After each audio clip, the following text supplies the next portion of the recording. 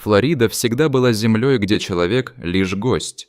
Здесь воздух пахнет водой, гниющей листвой и солнцем. Здесь каждое движение имеет цену, а каждая ошибка – последствия. Болота Эверглейдс веками жили по собственным правилам, пока человек не решил, что может эти правила переписать. В конце 20 века в моду вошли экзотические питомцы. Германские питоны, мощные, красивые, пугающе спокойные, казались символом статуса, пока были маленькими, пока помещались в террариумах, пока не начинали требовать все больше еды, места и денег. Когда питоны вырастали, люди делали то, что делали всегда, избавлялись от проблемы. Их выпускали в болото, убеждая себя, что природа разберется. В 1992 году ураган разрушил последние барьеры. Тысячи питонов оказались на свободе. Флорида стала их домом, идеальным. Теплый климат, отсутствие врагов, изобилие добычи. Питоны размножались стремительно, до 100 яиц за одну кладку. За 30 лет они почти уничтожили местную фауну. В некоторых районах исчезло до 90% енотов, опоссумов, кроликов и лис. Люди пытались бороться. Охоты, премии, кампании, репортажи. К 2012 году стало ясно – человек проигрывает. Флорида превратилась в гигантский террариум, где питоны заняли вершину пищевой цепи. Рейнджер Маркус Уэст патрулировал Эверглейдс больше 15 лет. Он знал болото по тишине, когда она была неправильной. В то утро рация захрипела. Движение, борьба, старая насыпь. Маркус свернул с дороги и почувствовал напряжение еще до того, как увидел его источник. Огромный бурый питон обвил беременную самку рыси. Кольца сжимались, дыхание зверя становилось все слабее. Маркус поднял оружие и замер. Один выстрел мог убить обоих, и тогда из кустов вышел самец. Он не бросился слепо. Он атаковал точно, в глаза, в мягкие участки между чешуей, туда, где змея была уязвима.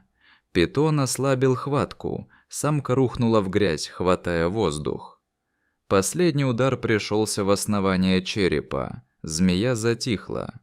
Маркус опустил оружие. Он понял, только что произошло нечто, что не вписывалось ни в один отчет. Самку доставили в центр дикой природы.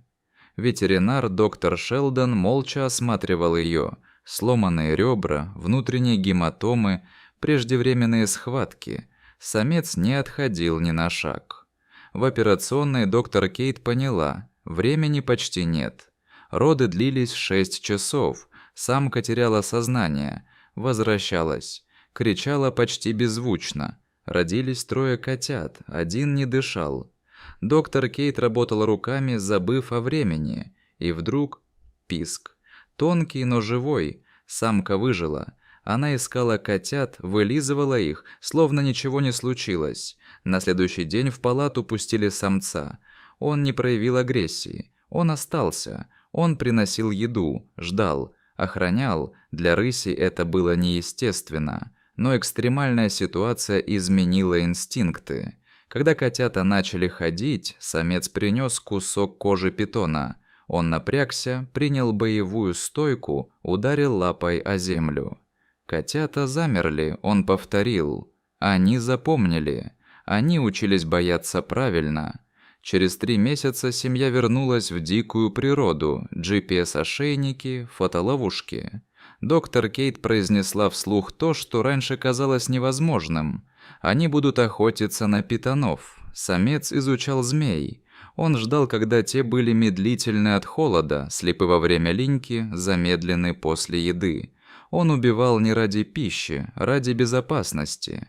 Котята наблюдали, учились. Он показывал кладки яиц, уничтожал их методично. Однажды молодая рысь атаковала сама и победила. Другие семьи начали копировать поведение. Сначала неуверенно, потом лучше.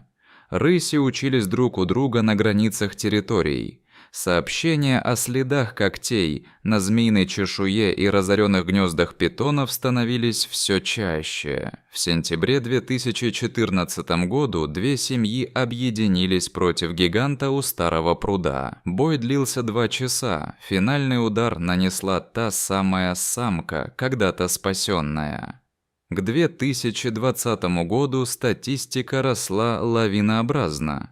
Рыси использовали слабости питонов. Старый самец стал центром обучения. Его взрослые дети обучали молодняк. Доктор Кейт опубликовала статью в Nature. Вывод был прост. Экосистема может адаптироваться быстрее, чем мы считали, если существуют виды, способные менять поведение. Старый самец состарился. Он все чаще наблюдал, а не участвовал. Однажды он не вернулся.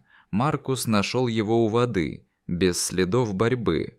«Он сделал больше, чем мы», — сказала Кейт. Питоны пытались адаптироваться, уходили в воду, меняли места кладок, прятались рядом с аллигаторами. Но они были одиночками, а рыси — нет. Появились учебные территории. Молодые приходили туда, наблюдали, повторяли, ошибались, учились. Появилось третье поколение – рыси, которые рождались уже в мире, где питон был известной угрозой. Память стала коллективной. В 2022 году люди снова вмешались. Массовая охота нарушила баланс. Питоны начали хаотично мигрировать. Рыси теряли предсказуемость. Через полгода программу свернули. «Нам стоило просто не мешать», – сказал Маркус. К 2025 году ни один молодой рысь не атаковал вслепую. Даже не сталкиваясь со змеей, они знали, как она опасна.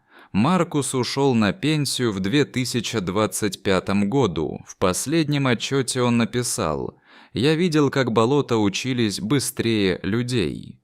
Через несколько лет после первых публикаций доктор Кейт заметила странную вещь. Чем меньше становилось питонов, тем громче становились болота. Это было не метафорой. Акустические датчики фиксировали рост биоразнообразия звуков. Больше видов птиц, больше ночных перекличек, больше мелких движений. Экосистема не просто восстанавливалась, она возвращала голос. Но вместе с этим росла и сложность. Рыси больше не были просто хищниками. Они стали регуляторами. Их присутствие влияло на маршруты аллигаторов, на распределение мелкой дичи, даже на поведение некоторых птиц, которые начали гнездиться ближе к зонам активности кошек, там, где риск встречи с питоном был ниже. Природа начала выстраивать новые связи, которых не существовало до вторжения змей. Маркус иногда возвращался мысленно к тому утру у старой насыпи. Он много раз задавал себе вопрос, что было бы, если бы самец рыси не появился. А ответ был прост и страшен: ничего бы не изменилось. Самка погибла бы, котята не родились бы, не было бы первого урока, первой демонстрации, первого слома шаблона. Болота продолжали бы терять жизнь, медленно, незаметно, статистически. Одна атака не спасает экосистему, но она может изменить направление. Со временем ученые заметили, не все рыси одинаково адаптировались. В северных районах Эверглейдс рыси чаще работали в одиночку. Там питоны были меньше, быстрее, агрессивнее. В южных болотах, наоборот, преобладали групповые атаки, требующие координации и терпения. Это не было генетическим различием, это была локальная культура. Каждая территория формировала собственный почерк охоты. Где-то били по голове, где-то по хвосту, где-то ждали, пока змея полностью насытится. Разные решения одной проблемы. К 2040 году появилось поколение рысей, которые не знали катастрофы прошлого. Они росли в мире, где питон уже не был абсолютным злом, но и не был безобидным. Их страх был не паническим, он был точным. Они не убегали вслепую, они не бросались без расчета, они оценивали. Доктор Кейт в одной из лекций сказала: Это и есть зрелость экосистемы, когда страх перестает быть реакцией и становится инструментом. Восстановление баланса привело к неожиданному последствию. Численность рысей выросла, а вместе с ней конкуренция. Некоторые молодые самцы начали уходить за пределы привычных территорий, ближе к фермам и окраинам городов. Люди снова забеспокоились, но теперь ситуация была иной. Рыси избегали человека. Они искали болота. Они искали питонов. Конфликты были редкими и в основном заканчивались тем, что рысь уходила первой. В 2045 году доктор Кейт закрыла свой последний долгосрочный проект. Она сидела в том же центре дикой природы, где когда-то принимала роды у израненной самки. На стене висела фотография: 3 подросших котенка и их мать. Рядом сводится схема распространения поведенческой адаптации по всей Южной Флориде. Мы привыкли думать, что история природы – это миллионы лет, сказала она своим студентам, но иногда достаточно одной жизни. Ночью Эверглейдс снова наполняются звуками: плеск воды, крики птиц, тихие шаги по влажной земле.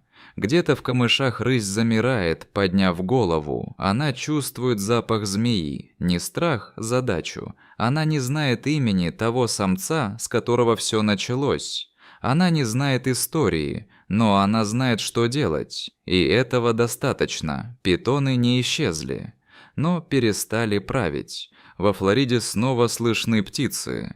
Мелкие животные возвращаются. Аллигаторы лежат спокойнее. Человек создал проблему, человек не нашел решения, природа нашла. В лице рысей, которые не ушли, в лице памяти, которая стала инстинктом, в лице одного решения — это не отступать, и болота выжили.